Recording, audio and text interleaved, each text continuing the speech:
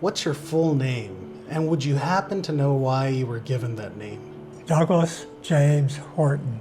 And the James comes from a grandfather. My dad was Donald, and my mother was Helen Bernice Horton. When and where were you born? I was born in Detroit, Michigan, and soon after that, we moved to Jacksonville, Illinois, where my dad was teaching speech in a women's school. Soon after that, we moved to Bloomington, Illinois. He was lucky, a man who was in charge of a huge auditorium. He took that place, and that was really nice because we saw all sorts of things in the auditorium, plays, people reading poems they've written, and sometimes it would be plays and things that are traveling, like Southwest such things. And Doug, was that a big auditorium? Was that what size would you say? It was 300 something seats, but it was big. Bloomington, Indiana is noted for its musical art. People who want to be in a play where it's an organ playing, it's pretty loud, quite a mixture. We met a lot of the people, and some of the people that were performing. After they performed, we'd go to a late dinner and sometimes back to our house. Now at this point, we are in Columbus, Ohio, where Dad got a different job in a brand new auditorium in Ohio State. It was a little smaller. Sounds like you had a lot of fun back then. We did. And when you were a child, what would you say was your favorite thing to do? Did you have a special toy or a game that you would play? Boy Scouts was the big thing. I became an Eagle Scout. I worked 2 summers at a camp for Boy Scouts called Camp Lazarus. Doug, let me ask you, what was your age when you went into the Naval Academy? I had just finished high school. Just finished high school? So I would say 18. 18? Maybe. Okay. I went to the Naval Academy near DC, and it's hard to get in, but I did very well there. I finished 8th out of 220 midshipmen. They took the top 10, and we had a special scholarship that was put together by an Admiral Burke. When he was in his older age, he said, I'm going to take some money, and along with the Academy and the Navy, I will take 10 people and let them go to a ship of their choice and the place it would be parked when it's not doing its thing. And so I did that. I continued. So the Naval Academy brings in people, and they call them gentlemen.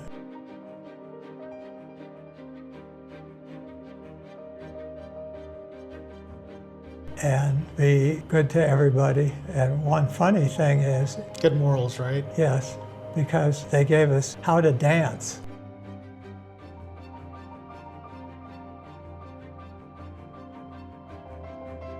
Sundays, they'd bus in women from nearby colleges. Oh, so did you guys have a big old dance floor there and a bunch of you just got out there? It was actually in the armory. In the armory? In the armory. Wow. There were rifles hung all over the place. That was a lot of fun. Yeah, I bet. And in fact, one of my classmates met a woman at one of these, what we called tea dances, and they got married and they're still together. Oh, that's incredible, right? It is. When you were younger, what was your neighborhood like growing up? Our neighborhood was a group of houses that were built after World War II. Some of them were built in a day, and they'd bring in all the pallets and put it all together in a day. Oh, wow. It had a basement, and we lived there in Bloomington until we went to Columbus. Doug, quick question for you. What kind of music or shows did you enjoy back then? Mostly musical plays, and I still like that. Did you have a favorite? Music Man, that's fairly recent. And Doug, can you tell me a little about your parents? What were they like? My dad was very nice, We went fishing a lot in upper Michigan to get trout, and it was easy to fetch them because there was a place up the way in the water where they were taking fish eggs and making fish. In the morning, we'd get some water in a hole. We'd have worms coming in, and then we would grab them, and then we would catch them. My mother would fix them. That's so neat. Yeah. And did you have any siblings growing up? I had a sister. What was she like? She's very nice. She's living in Ohio right now. She was 3 years behind me. She became a dental assistant for a while, but then she married a man who was in the Air Force, and they lived all over the place, including in Europe. They're still well in Ohio. You know, it's great that you have such a good relationship with your sister, Doug. Unfortunately, a lot of families nowadays, I know. they stop talking, and it's super sad, right? I would say we talk at least once every week. Once a week. That's great. And how about this? What's a memory from your childhood, Doug, that makes you smile? When Dad was taking pictures of me would be good.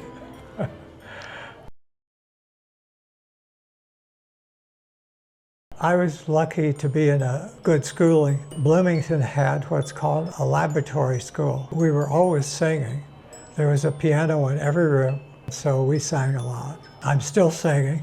What do you like to sing? Barbershop style. Oh, really? And I'm in a chorus here, and as you may know, barbershop is where there are 4 different people singing different things. Yes, sir. And one is called the lead, and that's me. And the lead carries the melody. Everybody else just kind of goes in and out. It comes back to the 1800s in barbershops when men were hanging around, get their hair cut, and somebody started singing and put it all together. You know, Doug, I had no idea that barbershop music was literally because of barbershops. That's interesting. And there is a national place that puts together the scripts. It's a nice place to be. Yeah, that's really interesting. Yeah. Doug, let me ask you this. How did you meet your spouse? I met her in a church basement where it was a huge church, a lot of people. Once a month, they had a meeting with this person, and there were prayers and how are you doing? It also served dinner for $5. I sat next to a woman this here to my left, and my wife was next to her, and we sort of started blinking eyes. And she said she had to go to the bathroom. And then she came back, the chairs had been turned around. Okay. So that I was seating her. So that's been 25 to now. 25 years ago. But smooth operator, aren't you? Yeah. You swung that chair around right away, right? But she is just moving to Houston to be with her. Your wife? Yeah, my wife. Okay. To be with her only son. She has liquid in her top of her head. Oh, I'm sorry to hear that, Doug. And it's pretty well fixed, but her son thought it would be best because I'm in a care place. Yes. I can't take care of her. Doug, I wanted to ask you, what's one decision that you made at a time that changed everything for you? Well, one important one was in the Navy, what kind of ship and where home port would be. And I said Groton, Connecticut, and submarines. You know, Doug, earlier when I first met you, you mentioned that I could call you Captain Doug. Yes. You became a captain in the Navy, right? Yes. Can you tell us a little about that? Sure. When I finished the 12 years of actually being with the type ship submarines, but choosing that instead of a destroyer or flying. Yeah. So I did that for 12 years active, 9 years reserves, 4 more years that I was recallable. So it all comes to 25, and I have a pension. So Doug, I have another question for you. Yeah. How do you define success? Comfort, money, people like me, and I like them. And being alive at age 83, Yes, sir. Praise God for that. a lot of my classmates from the academy only made it to 60s or 70s for various reasons. And Doug, what are you most proud of in life? Where I am and why I am. To be able to make friends quickly, new staff coming in, I sit down with them Yeah, absolutely. and tell me about you. Yeah, that's great. And I tell them about the me. Yeah, we want to know about you. That's why we're here. We appreciate what you're doing here with us. Yes. And what's something you wish you had done differently? I don't think there's anything. I have had a good life. I've had 3 wives. I know when things are breaking down and when they're not. What's something that life has taught you that you wish more people knew today? One thing that stinks out, because it's not been with me too much, and it has to do with asking instead of begging, such as, I'm going to take a rental car. He said, I see you want just something. And then I say, I would appreciate it if I could get a Ford. And then they do that. So it's kind of interesting because you're not saying, hey, I'd like that. You say, I would appreciate. I like that. And my sons all have got that now. Good. And you can do it yourself. Absolutely. Yeah, It's great when you come in and you're humble and you ask for things yeah, in a certain manner versus yes. demanding it from them, right? Yes, yes. Yeah, absolutely. I agree. Did you have any children yourself? Yes, 3 sons. 3 sons. One is here in Temecula. Oh, nice. He's been a great help. One in Arizona and one in Ohio, Okay. who plans to go to Arizona. Doug, so do you have any grandchildren? Yes, the son here has a boy and a girl who are in their 20s, and he has one who's 10. Wonderful. Yeah. That's great. Yes, How about, do you have any great-grandchildren? yes, You do? That's phenomenal. yes. And that would be Is this Ohio or Arizona? through my middle son in Ohio. There's one. So what would you, if you could tell them right now, what would you want your grandchildren to know? If they're watching this, in fact, let's say this, Doug, a couple generations down the line, Yeah. they come out to our site and they want to watch your video and they're watching you. Yeah. And what do you want to tell them?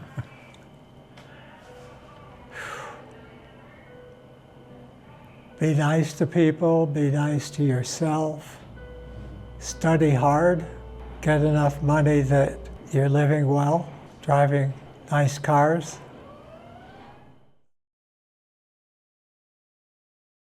Yeah.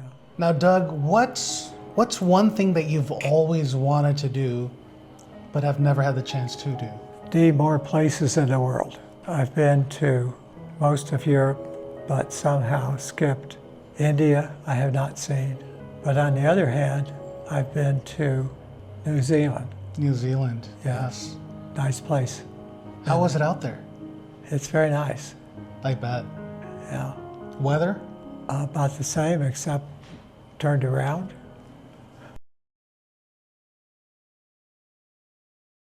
Let me ask you this. Is there a story or memory that you haven't shared that you'd like to share with us? Right now, nothing. Okay. Well, that's absolutely I've- okay. I think I've coughed up a lot for you. Yeah, you have, and we appreciate that. You know, one of the last questions I have for you is, would you be open to us following up with you in the future? Sure. Yeah, that'd be great. You know, in Sure. case we're able to help your dream come true one day. You never Yeah. know. Yeah. Maybe we'll send you out to India one day, you know, or to Germany so you can go check it out. I would do it. Hey, maybe you and I will just take a trip out there together and see what's going on out there and have lunch and come back. Sure.